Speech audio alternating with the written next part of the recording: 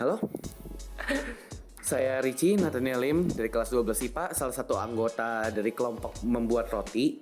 Nah, sebelum kita memulai melihat proses pembuatan rotinya lah, atau bagaimana step by stepnya, saya akan sedikit menjelaskan kayak fungsi bioteknologi dalam pembuatan roti. Nah, yang paling jelas ya, paling obvious, pembuatan roti itu ada bioteknologinya yaitu pada ragi.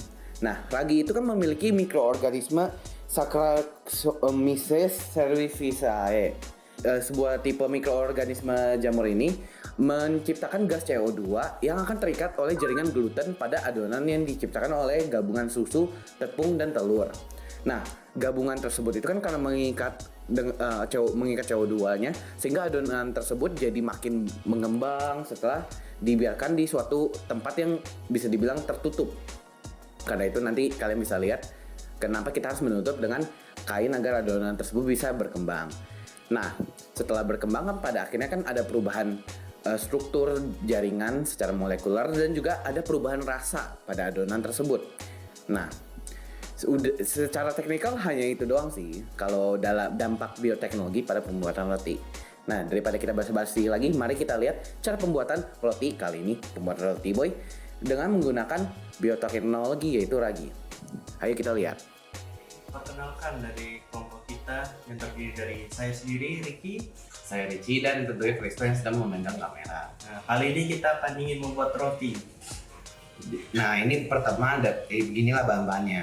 Ada telur, gula pasir, susu bubuk, kopi instan, pasta mocha, tepung, mentega, dan juga ragi. Kami akan membuat roti sejenis roti boy. Nah, bagaimana penggunaan bioteknologi pada pembuatan roti? Tentunya pembuatan roti itu memerlukan pengembangan roti, dan pengembangan roti itu menggunakan ragi. Ragi adalah salah satu contoh perkembangan bioteknologi di dunia saat ini. Mari kita mulai. Jadi untuk bahan kali ini kan kami membutuhkan kira-kira 500 gram tepung terigu. Jadi seperti yang kalian lihat kami sudah mengukurnya 503, masih gak apa lebih dikit. Lalu setelah ini kami akan menyaringnya. Sekarang kami akan memulai mengaduk bahan-bahan kami. Tepung yang tadi sudah disaring, kami akan menambahkan sekitar 100 gram gula, menambahkan 1 sendok makan susu bubuk, menambahkan 1 sachet ragi, bisa dibilang 1 sendok makan ragi juga. Lalu kami akan menambahkan 2 butir telur.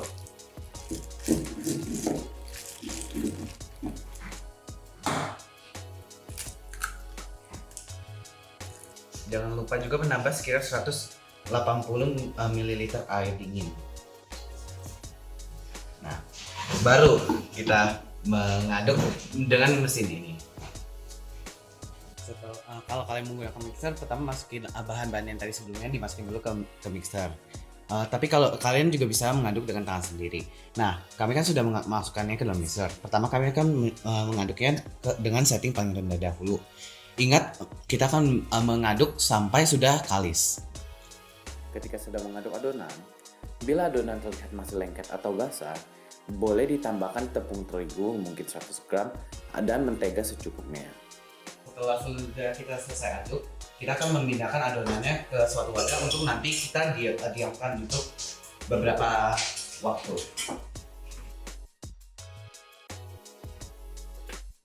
Oke, kami akan menggunakan kain ini untuk membantu pengembangan adonannya. Kita dapat membiarkan adonan selama 30-45 menit. Atau kita juga bisa melihat secara periodik sampai adonan sudah cukup mengembang kira-kira 3/4 dari tempat yang kita gunakan. Nah, setelah sudah seperti ini, kita bakal pecahin dulu. Sehingga dan seperti ini kan kayak udah mulai mengecil lagi.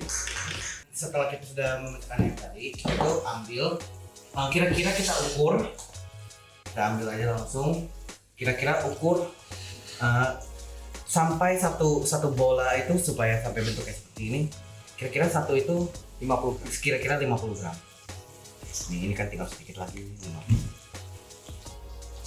Nah, setelah itu kita akan roll menjadi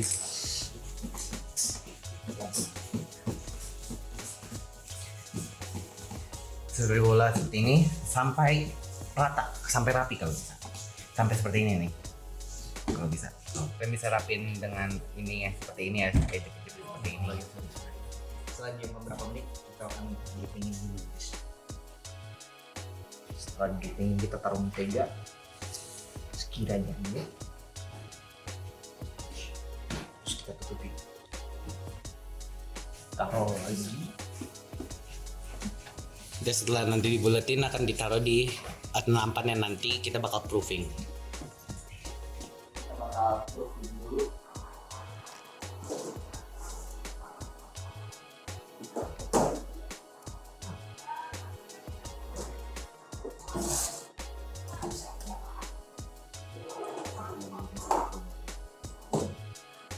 Sekarang kita ingin membuat topping dan ini bahan salah satunya yaitu 100 gram mentega. 100 gram gula halus dan juga 100 gram tepung.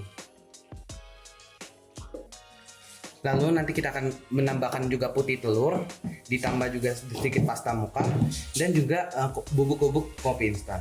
Gula pasir tadi kita campur dulu dengan putih telur. Lalu kita akan aduk sampai rata. Terus setelah sudah rata kita tambahkan tepung.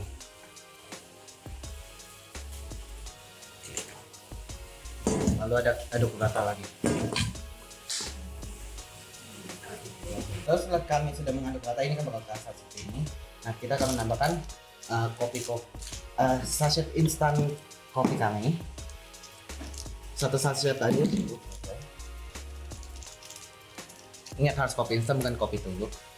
Lalu tambah sedikit pasta mocha. Lalu kita aduk sekali lagi sampai rata. Setelah sudah cukup rata, tambahkan mentega dan aduk sampai rata. Ya, aduknya sampai kira-kira warnanya segini ya. Nah, lalu kita akan masukin ke corong segitiga. Apa tuh intinya buat saus-saus gitu. Oke, kali ini kita akan menambahkan topping dari kopi. Jadi kita tinggal menambahkan ke adonannya. Cara diputar.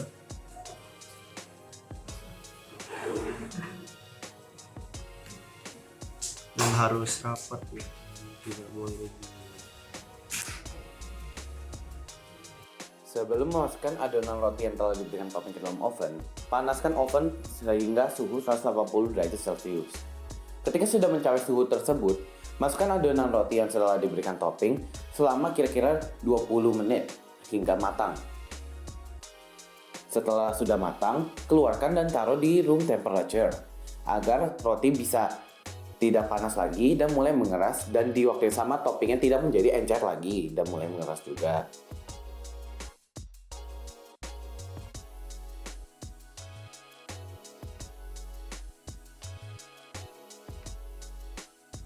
Lalu setelah itu, tunggu hingga tidak panas dan selamat menikmati.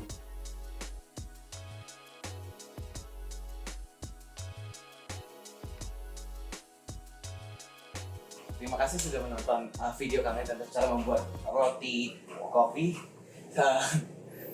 Selamat mencoba.